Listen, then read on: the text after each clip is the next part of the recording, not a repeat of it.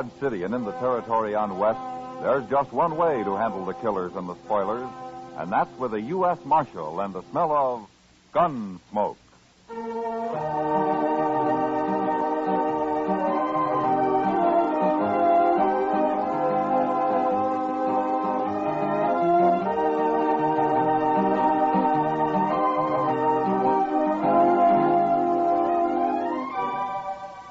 Gunsmoke, starring William Conrad, the transcribed story of the violence that moved west with young America.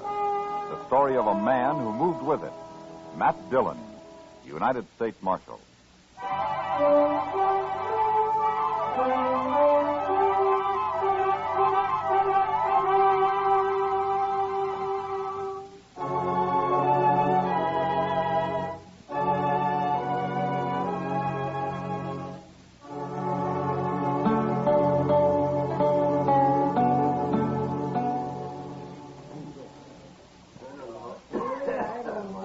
Mind if I sit here a while, Marshal? Of course not. Sit down, Billy.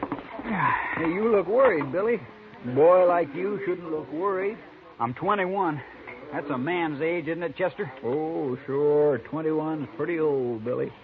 Old enough for Frogmouth Kate, anyway. Every time I come to town, that woman won't give me a minute's peace. Well, maybe she's sweet on you, Billy. Sweet on me. Look at her at the bar over there. She'll come to and miss me pretty soon. Old enough to be my mother. Well, then why do you stay here? Why don't you go over to the Longhorn or someplace? Oh, Kate's all right when she's sober. Just when she gets drunk, she's such a nuisance. Well, she sure looks drunk now. She is. And when she's like this, there's no worse woman in the whole world. I could kill her when she gets like this. Somebody's always going to kill somebody around here. Oh, that's just a way of talking, Marshal. Yeah. I hate to tell you, Billy, but I think Frogmouth Kate has spotted you. Yeah, I knew she would. She gets lonesome awful fast, that woman.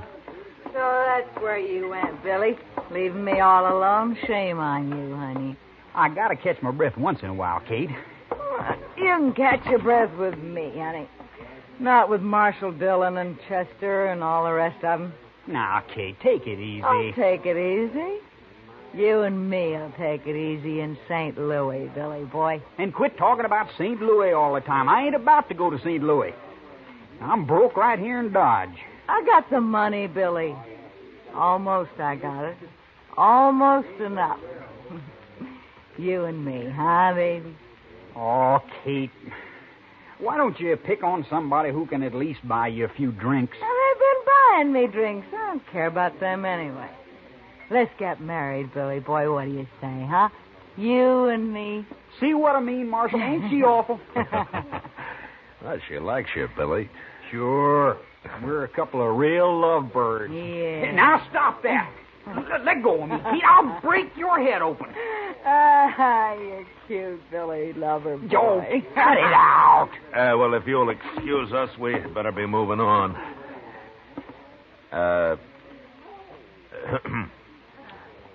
Chester? Mm-hmm. Well, all right, Chester. Yes, sir. So long, Billy. Kate? Now, you never mind them, Billy boy. They're just a couple of crooks like everybody else, except you, sweetie. You and me, huh?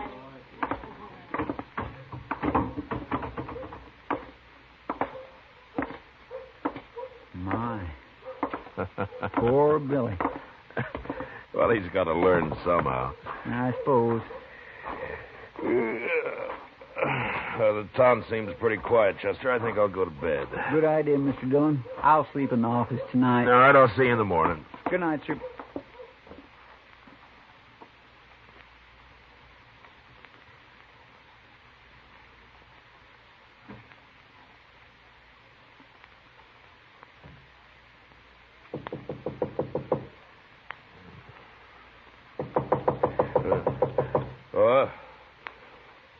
Well, who is it? It's Chester, sir. Open up. Well, just a minute, Chester.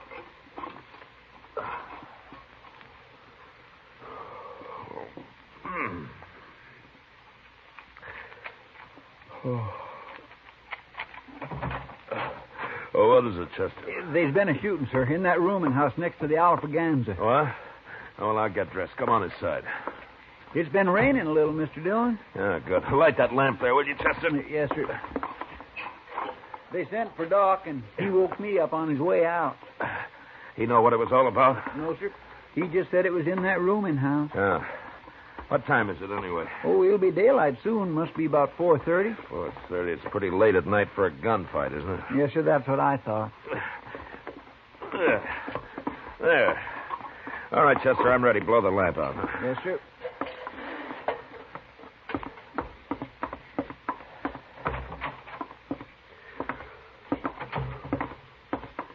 That rain sure helped. Wouldn't it be fine if it stayed this cool all day, Mr. Dillon? You'd be lost if you couldn't complain about the heat, Chester. Well, I'd be willing to think of something else. Yeah, I suppose.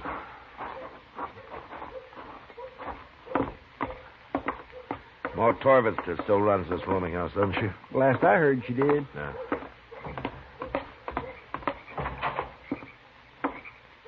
Marshal. Down here, Marshal Dillon. It's Ma Torvitzer, all right. Hello, Ma. Right in here, Marshal. Who was it, Ma? Frogmouth Kate. She got shot. Kate.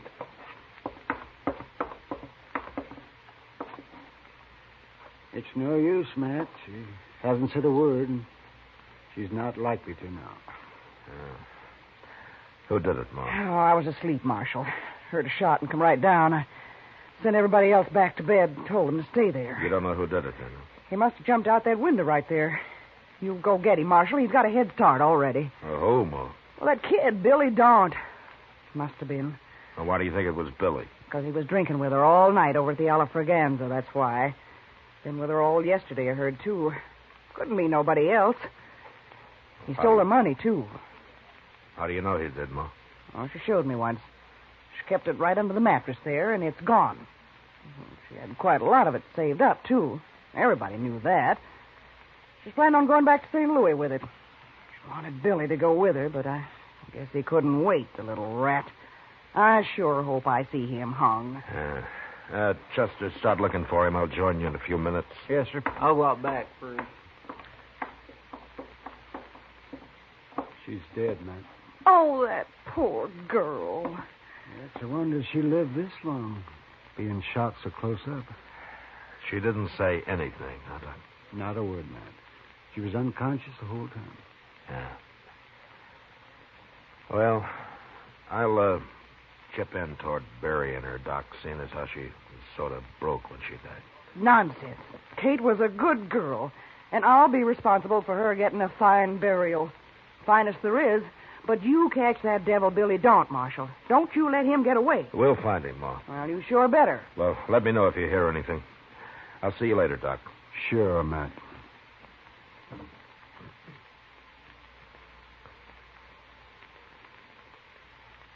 Chester and I spent the next couple of hours looking for Billy Daunt, but nobody had seen him since he and Kate had left the Alfraganza together the night before. We did learn, however, that he'd been riding for Luke Atkins, and since it was our only lead, we decided to go out to the ranch and have a talk with Luke. It was mid-morning when we rode up to the main house, and at first the place looked deserted. Anyway, it's cool here under the cottonwood. Maybe Luke's out on the prairie somewhere. Well, if he's smart, he's keeping away from the sun right there in the house. Oh. Now, leave the horses, Chester. They'll stand. All right, you...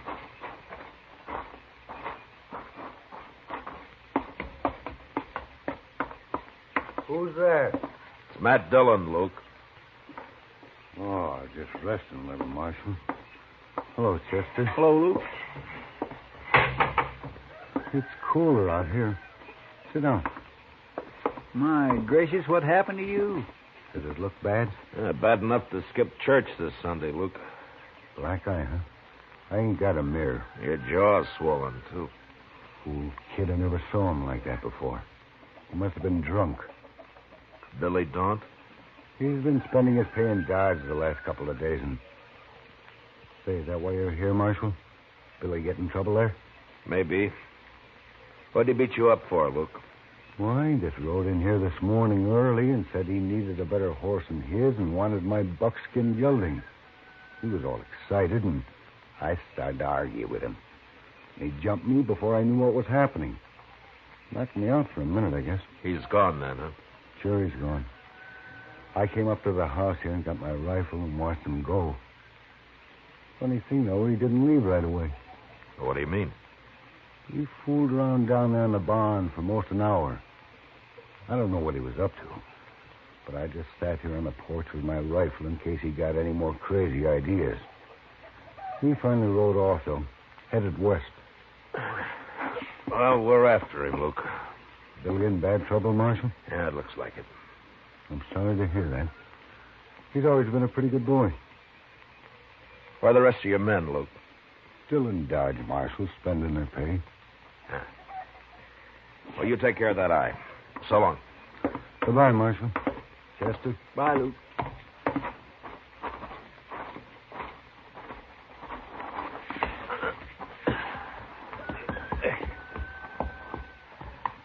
Come on. Well, there's not much question about Billy now, is there? Yeah, there sure isn't. Start looking for tracks, Chester. Yes, sir, I have been. The ground's still damp from the rain last night. We ought to cut this trail easy. I don't see anything. Now, look there, over there. Those are fresh tracks. Yeah, they're fresh, all right, but they lead toward the ranch, not away from it. Yeah. Well, let's follow them anyway, Chester. What? Come on, let's ride.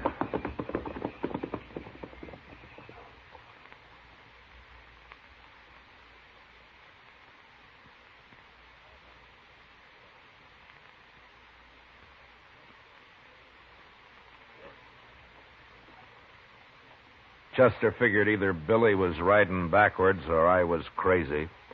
But he stopped arguing after a couple of hours, and we rode in silence the rest of the day. Long about dusk, I figured we were catching up with him, but we couldn't afford to lose the trail. And when night came, we made camp. Next morning at daylight, we went on. By noon, it was clear Billy hadn't taken any rest at all. A couple of hours later, we began to wonder how much longer his horse could hold out. This is the doggonedest hunt I was ever on. Billy just isn't very smart, that's all. Well, I must be half crazy. Beating up Luke Atkins like that? When a man's in a panic, he'll do almost anything, Chester. Well, you'd think he'd at least have sense enough to rest his horse now and then. And it'll be easier for us if he doesn't. Chester. Look up ahead there. Hey, by heaven, it's a horse. Yeah. Huh.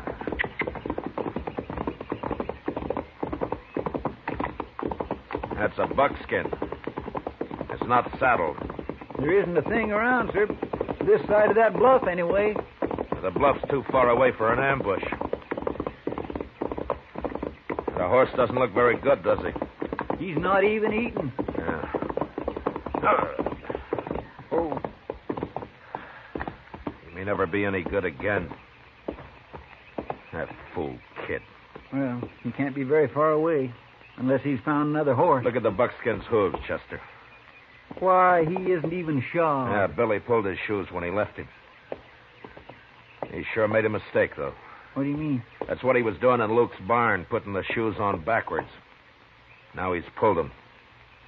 It wouldn't fool anybody. All it did was help wear his horse out even more. He had me fooled for a while. Anyway, we'll catch him pretty soon now. Yeah, well, his tracks lead toward the bluff there. Probably into that clump of trees. Well, if that's where he is, he can see us. All right, we'll ride in from different directions. You can't get both of us. Okay, sir.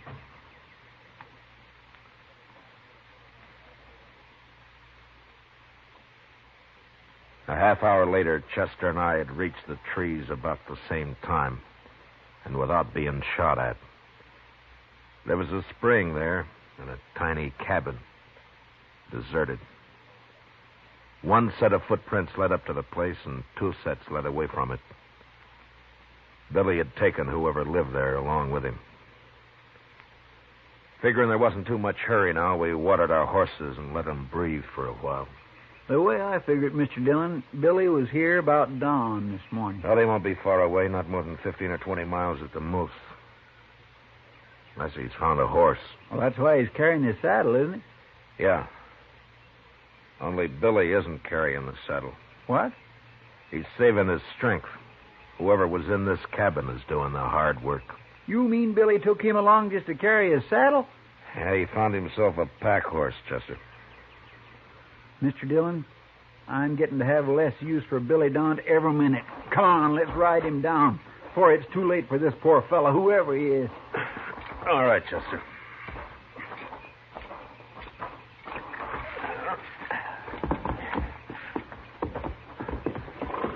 Well, our horses are in good shape. We ought to catch him in a few hours. I sure hope so. You take the side of the trail, Chester. Track about 10 yards behind me, huh? All right, sir. All right, let's go.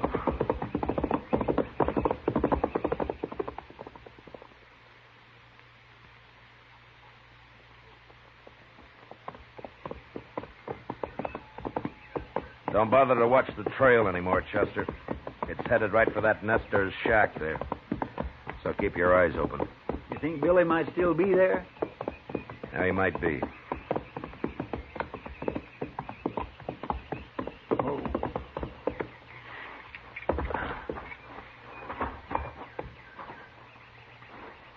Maybe he's inside, Mr. Dillon. Yeah. Let's spread out a little. All right, sir. No, wait a minute. The door. Who are you?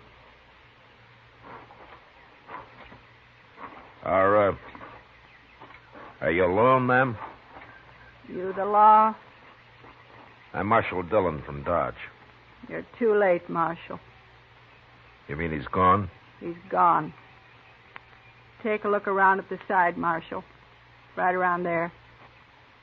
Go on, look. Both of you.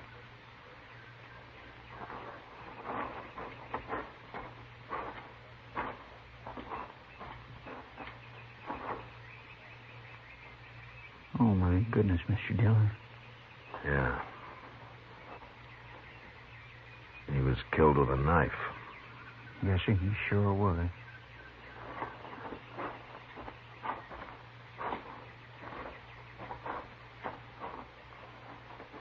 That your husband, ma'am? Yes.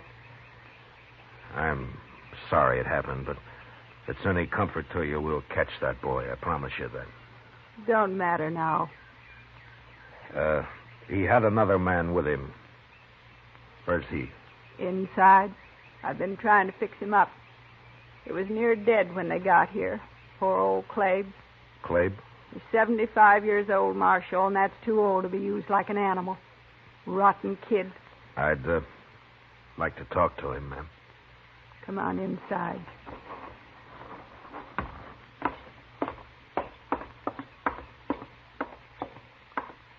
It's all right, Clabe. Marshal Dillon from Dodge. We've known Clabe for 10 years, Marshal, ever since we've been here. Never hurt nobody. Sure. Can you talk a little, Clabe? I'll be all right, Marshal. I'm just kind of wore out. 20 miles packing a saddle in this weather. Fast, too.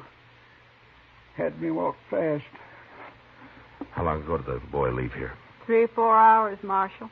Took our mule, but he won't get far. Oh? Why not? Mule's too old. After 10 miles, just quit. Your husband tried to stop him, is that it? Yeah. Got mad when he saw what the boy done to Clabe. And the boy knifed him. Never gave him a chance. He's wild crazy. He sure is, Marshal. Scared, too. I never saw anybody so scared. He's in a real panic, Clabe. But how come he used a knife? That doesn't sound right. Yeah, it's all he's got, that's why. What? He ain't armed, except for that knife.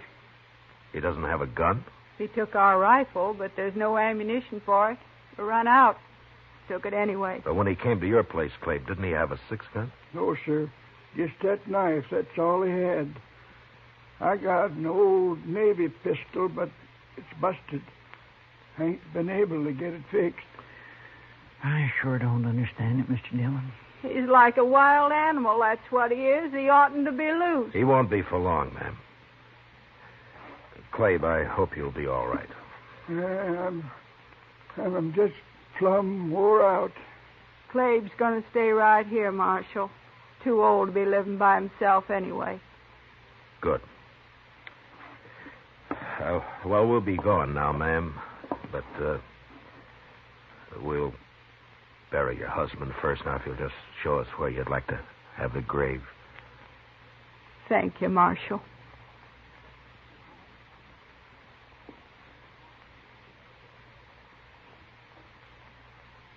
The woman wanted her husband buried right where he'd fallen. So we dug the grave there and laid him into it. She watched, straight-faced, without a tear. Then she said goodbye and went back into the house. It was just after sunset when we caught up with Billy. Just as the woman had said, the mule had gone 10 miles and quit. Billy saw us coming, started running across the prairie on foot. His panic had made him as nearly brainless as a man could get. Look at him, Mr. Dillon. Did you ever see anything like it? He's still got a knife, Chester. Hold it, Billy. You can't get away. Right up on the other side of him, Chester. Yes, sir. You've run far enough, Billy. You have to shoot me, Marshal. No, we won't. Take your rope down, Chester. Good idea, sir. All right, Chester, let's rope him.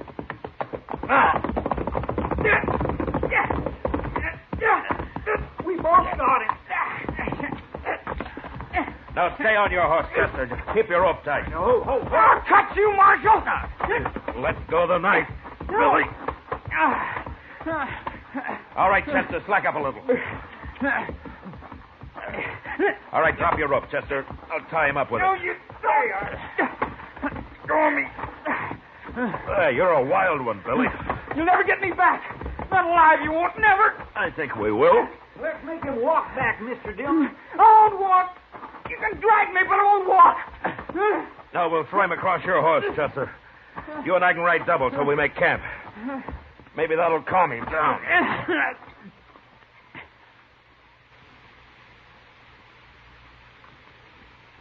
That Billy won't eat a thing, Mr. Dillon. He's just been crouched over there looking like a cornered animal ever since I woke him up this morning. Still pretty spooky, huh? Oh, he sure is. Well, let's go talk to him.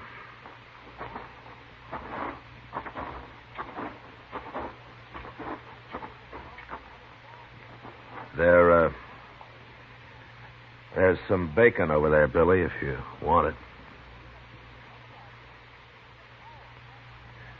Aren't you hungry, Billy? I didn't kill her, Marshal. Oh? You've been running awful hard for an innocent man.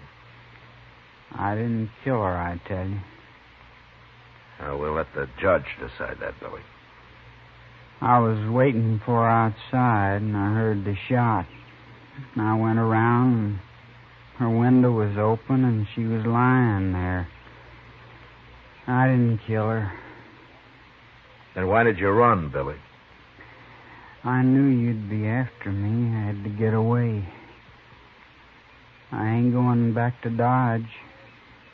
I ain't going. Yeah. All right, let's get packed up, Chester.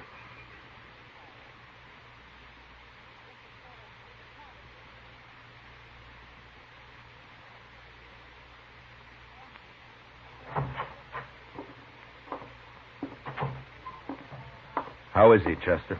He just keeps standing there looking out the cell bars, but he did drink some of the coffee I left him. I don't know, Chester. Sometimes I think just the act of running itself makes a man afraid. The more he runs, the more panicked he gets. Anyway, it ain't healthy. A young boy like Billy. Well, maybe he'll come out of it in time. Morning, Marshal. Yes, sir. Morning, Mr. Green. You're up early, Mr. Green. Well, I heard you brought Billy Dawn in last night, Marshal, so I figured I'd better turn this over to you. A 6-gun. Whose is this? It's Billy's gun, Marshal. I've been fixing it for him. Billy's gun. That's right, Mr. Dillon. Billy didn't have a gun, remember? How long have you had it, Mr. Green? Oh, he brought in the first day he came to town, Marshal. The cylinder was loose, been shaving lead. It's okay now. I fix it fine. You've had it all the time? Yes, sir. I was just keeping it for him until I heard he'd been arrested. I see. Well, thanks, Mr. Green. I'll see that you're paid for your work. Oh, sure, Marshal. That's all right. Goodbye. Goodbye, Mr. Green. Looks like Billy was telling the truth. Yeah. You sure can't convict a man of a shooting if he didn't have a gun. No, sir. But there's that nester he killed. Yeah. And all for nothing. Yes, sir. Well, Chester, it's pretty hopeless now, but let's see if we can find out who did kill Kate. Probably just some thief. Heard about her money. Yeah. Probably.